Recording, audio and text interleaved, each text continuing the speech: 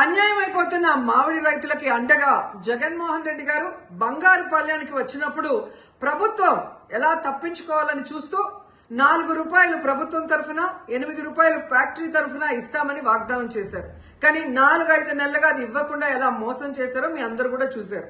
వీటి కోసం రైతులు పోరాటం చేశారు, వైఎస్ఆర్ కాంగ్రెస్ పార్టీ పోరాటం చేసింది. అండ్ నేను కూడా ఎక్స్ లో ఎలా స్పందించానో మీ అందరికి కూడా తెలుసు.